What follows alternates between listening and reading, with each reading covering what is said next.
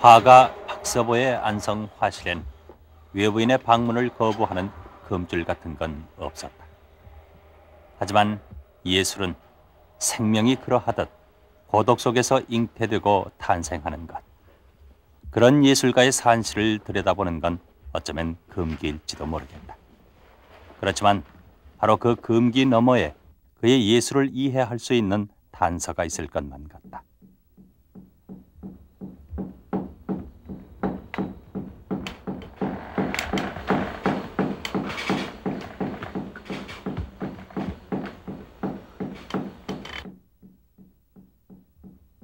그런데 한서당 주인 박서보는 사뭇 엉뚱한 몸짓만 계속하고 있다. 발끝에서 올라오는 출렁거림을 타면서 반복되는 리듬이 온몸에 뵐 때까지 마치 신이 내리길 기다리는 무당처럼 자기를 말끔히 비워내기 위해 온 정신을 하나로 모은다.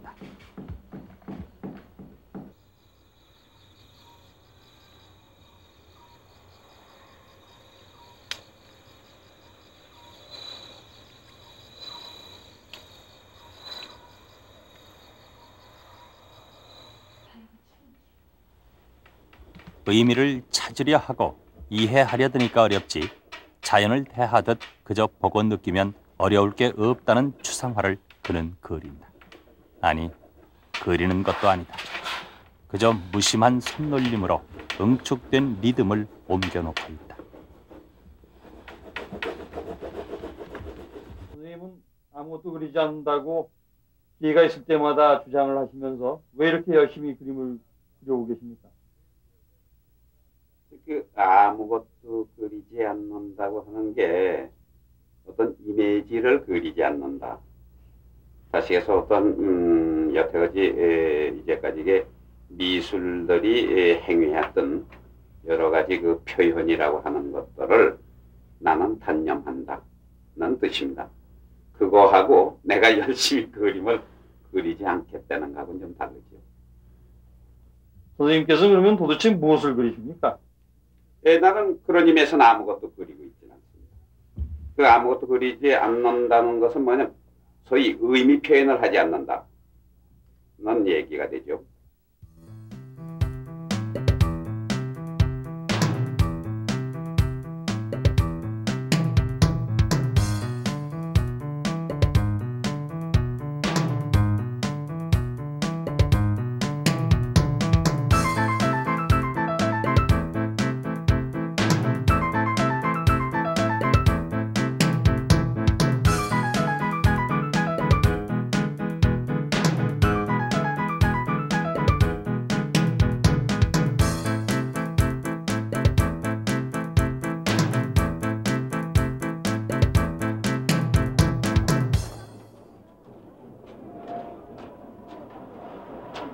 예술가에 대한 관심이 그의 예술에 대한 이해를 깊게 할 수도 있으리라.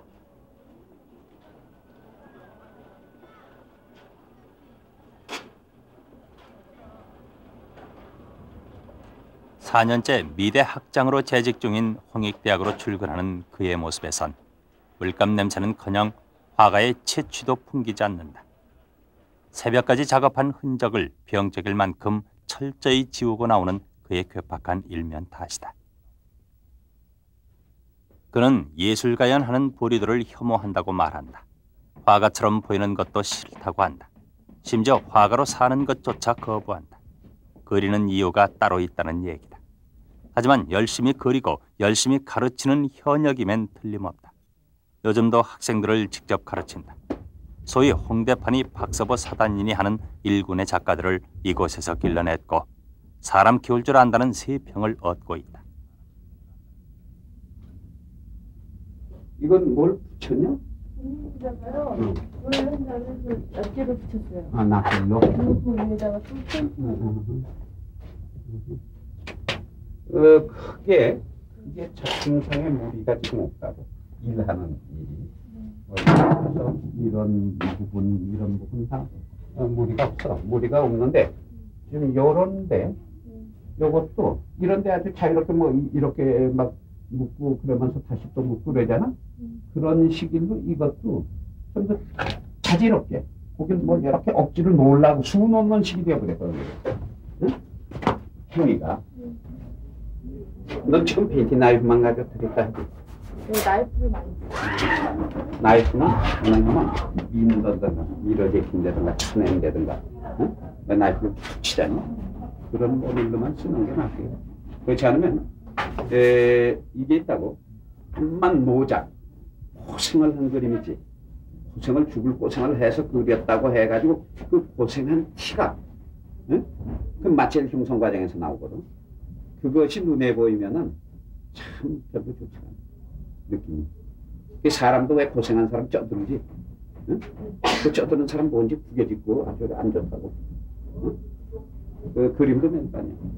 그 고생은 하되 그 고생한 것.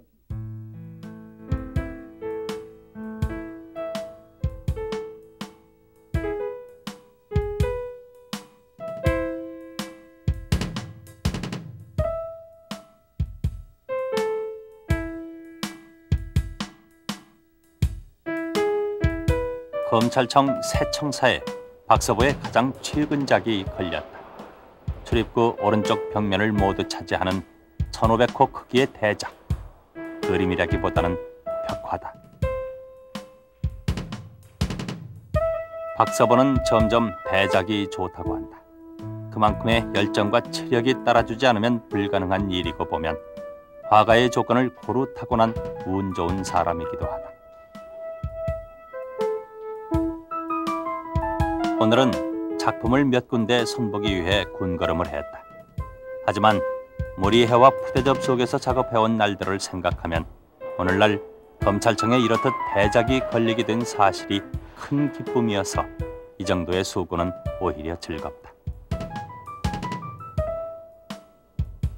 하지만 이 작품 앞을 오가는 사람들에겐 그렇지가 못한 모양이다. 심하게는 벽을 버렸다는 얘기도 나온다니까.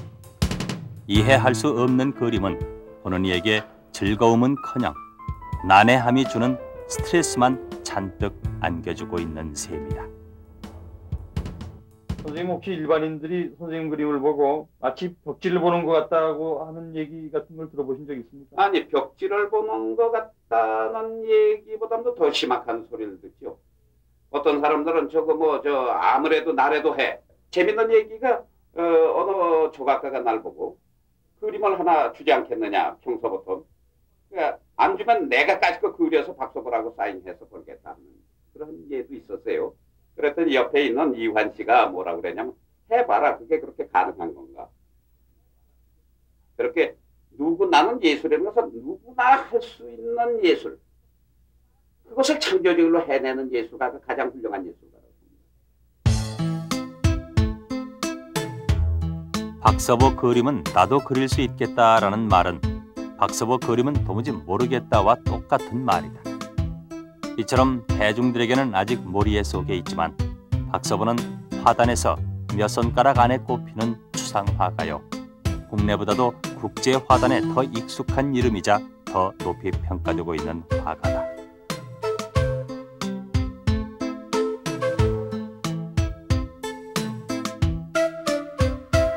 세계 각국의 유명 작가들을 선정 초대했던 금년 8월에 프랑스 혁명 200주년 기념전에 출품했던 이 작품은 프랑스 정부가 영구 소장기 위해 국내 가격보다 월등히 높은 국제 가격으로 직접 사들였다.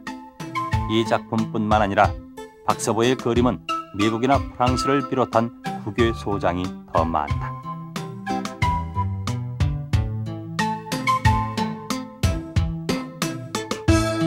박서보의 대표작이라고 할 수 있는 묘법 시리즈가 가장 먼저 인정을 받기 시작한 것도 한국 화단이 아닌 일본 화단이었다.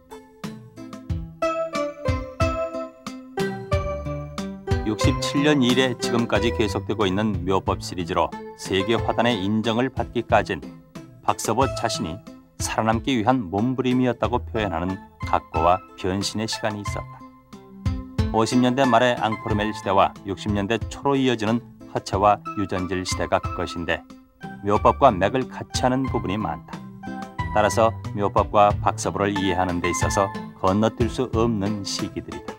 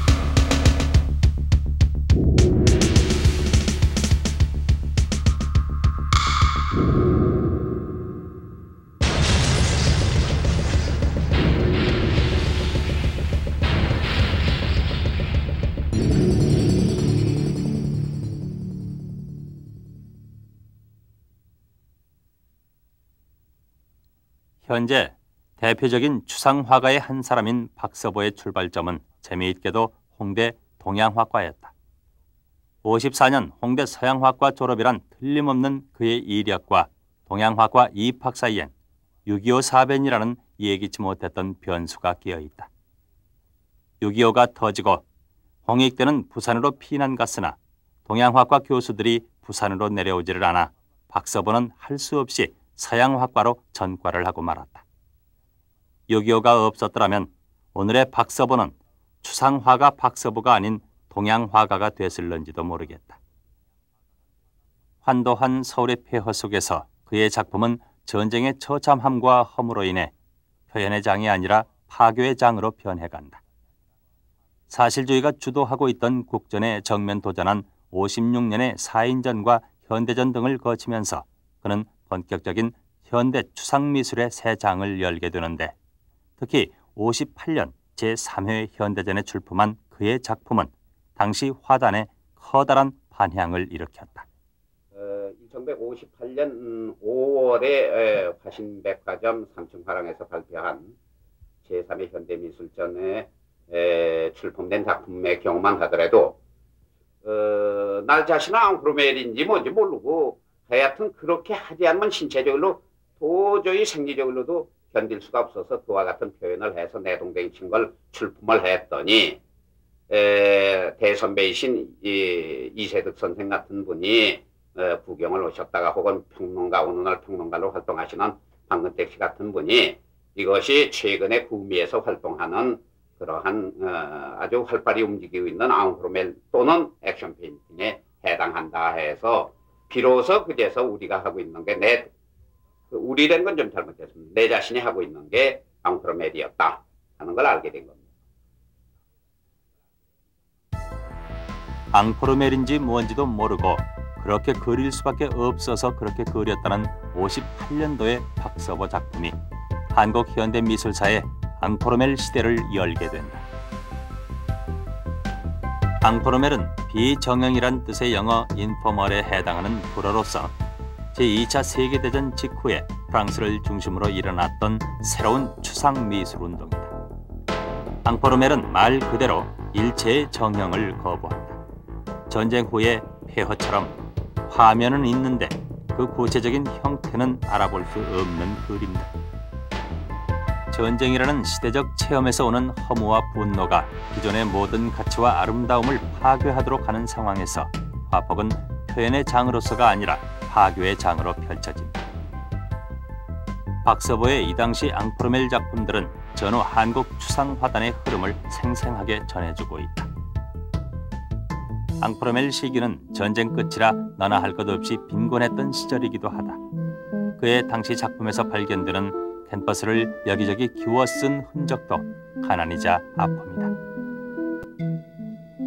그런 작품일망정 보관조차 어려웠던 형편이라 모두 유실되고 남은 것이 없다.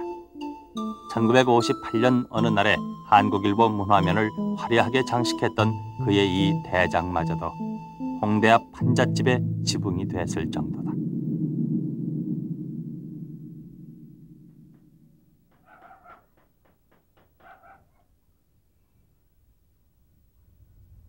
(60년대로) 넘어서면서 작품은 앙크로멜에서 허체 시리즈로 유전질 시리즈로 변신을 계속하지만 가난은 여전했다. 아니, 결혼과 함께 부양해야 할 가족까지 딸렸으니 이중의 생활고에 시달리게 됐다. 그 무렵 그의 집이 있던 신촌 굴다리 밑에 화실을 마련한 얘기는 지금까지도 그림하는 사람들 사이에 에피소드로 전해지고 있다. 지금 이 장소가 내가 1963년에 남편 처음으로 내 집을 장만한 그 무허가 12평짜리 장소입니다. 바로 여기서 둘째 아이를 낳고 여기에서 내가 1960년대 후반에 유전질 시리즈가 탄생한 그런 장소입니다. 그때만 해도 제작할 곳은 없고 제작할 데가 없고 해서 화실을 장만치 못해서 국립 끝에 이 뒤에다가 남해 철도지만 좀 실례를 하고 거기다 집을 지어갔다 이런 생각을 갖고 철도에다가 까부셨습니다. 철도를 까부시고 그 12평짜리 화실을 지었는데 짓고 보니까 그것이 어떻게 그 당시엔 커보이었는지 나에게는 뭐 궁전을 하나 마련한 것 같은 기분이었습니다만은 그것을 물론 무허갈로 지었으니까 그래서 이게 남의 철도 땅을 까부으니까 도대체 뭐 경찰서, 파출소, 동해, 서방서 뭐 여러 곳에서 와서 참 한참 고생을 했습니다. 그러나 지금 생각해 보면은 대단히 미안하게 생각되어지지만은 이곳에서 우리 현대미술의 내 개인에 있어서 제2단계였던 유전질이 탄생했다는 사실을 지금 다시 한번 회상하지 않을 수가 없습니다. 유전질이 탄생한 무대인 신촌 굴다리 화실에선 방독면을 써야 하는 스프레이 작업을 많이 했다. 앙포르멜이 몇 년 계속되는 사이 앙포르멜 자체가 하나의 정형으로 정착되자 그는 앙포르멜의 허물을 벗는다. 그 결과가 바로 형태 이전의 상태인 유전질로 돌아가거나 실체가 빠져나간 허체를 표현하는 이름하여 박서보의 허체와 유전질 시대다. 미친 듯이 새로운 것을 찾아 뿌리고 그리고 저질렀지만 자기 확신이 생기질 않았다. 그렇기 때문에 길지 않은 기간 동안 앙포르멜이다, 유전질이다, 허체다, 방황과 변화가 계속될 수밖에 없었다. 이런 현상은 박서보 개인만의 능력 문제에서 비롯된 것이 아니고 현대미술, 추상미술의 역사가 짧은 우리 화단 전체가 함께 겪어야 했던 구조적인 빈곤의 문제였다. 하지만 그런 좌절과 변신을 거듭하면서도 하나의 축을 따라 발전했기에 오늘의 묘법 시리즈가 나오게 됐고 한국의 추상미술도 이만큼 오게 된 것 또한 사실이다. 뭐냐면 1960년대처럼 전 세계가 예술가들이, 미술가들이 살아남기 힘든 시대가 없었다고 봅니다. 그건 왜 그러냐면 사회의 소위 변이가 급속한 의식의 변화가 아주 강력하게 추진되었기 때문에 5년이 멀다 하고 변화했습니다.